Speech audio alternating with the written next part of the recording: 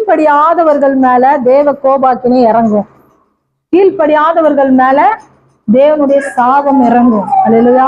இந்த நாள்ல யாராவது தேவனுடைய வார்த்தை கீழ்ப்படியாம இருப்பீங்கன்னா, தேவனுடைய வார்த்தைய அசட்டை பண்ணி போயிருப்பீங்கன்னா, தேவனை முக்கியப்படுத்தாம மற்ற காரியங்களை முக்கியப்படுத்திருப்பீங்கன்னா, இந்த நாள்ல மனம் திரும்புங்க. சாபம் பாவம் எல்லாம் அங்க இருக்கும்போது பாவத்தோட அம்மா அப்பா செஞ்ச பாவம், நம்ம மூதாதையர்கள் செஞ்ச பாவம், தாத்தா பாட்டி செஞ்ச பாவத்தோடலாம் உடைக்கத்தான் இங்க கொண்டு வந்தாரு. நம்ம அடங்காதவங்க தெரிஞ்சுதான் இங்க கொண்டு வந்தாரு. நம்ம நல்லவங்க கொண்டு வந்தாரா? நம்ம கீழ்ப்படியாதவங்க தான் இங்க கொண்டு வந்தாரு.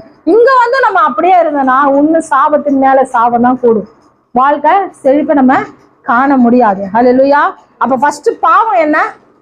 முதல் பாவம் கீழ்ப்படியாம. இது பைபிளோட பேசிக் முதல்ல வந்த பாவமே அதுதான். அதனால உங்களுக்கெல்லாம் இந்த நாள்ல நான் சொல்றது, தேவனுடைய வார்த்தைக்கு கீழ்ப்படிங்க. ஹல்லேலூயா.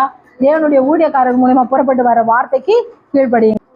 ஆண்டவர் என்ன சொல்றாரு? நீ கீழ்ப்படியாம நீ இடுகிற பலிகள் எல்லாம் வேஸ்ட். ஆண்டோடைய வார்த்தை கீழ்ப்படியாம, ஊழியர்களுடைய வார்த்தை கீழ்ப்படியாம நீங்க வந்து எவ்வளவுதான் ஜபிச்சாலும் ஜபம் கேட்கவே படியாது.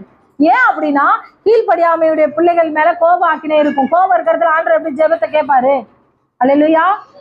உங்களுக்கு முன்னாடி நிற்கிற ஊழியர்கள் ஆண்டோடைய பிரதிநிதியா வந்து நிக்கிறாங்க, ரெப்ரசன்டேட்டிவா வந்து நிக்கிறாங்க. அல்லேலூயா. சிறியவர்களோ பெரியவர்களோ ஆணோ பெண்ணோ இதெல்லாம் இல்லை. அல்லேலூயா. சொன்னல, தேவதூதர்கள் வந்து ஆண் என்றும் இல்லை பெண் என்றும் இல்லை. நம்ம வசனத்தின் மூலமா பார்க்க போறோம். அல்லேலூயா. வயசு சின்னது வயசு பெருசு, கருப்பாக்குறாங்க அழகாக்குறாங்க அழகா, இதெல்லாம் தேவையில்லை. அல்லேலூயா. சின்ன பெருமை உள்ளவனுக்கு மாத்திரம் கர்த்தர் எதிர்த்து நிற்பாரு. பெருமை இல்லாம தேவனுக்கு கீழ்ப்படுகிறோடு செய்கிற ஆராதனை அங்கீகரிக்கப்படும். ஆமென்.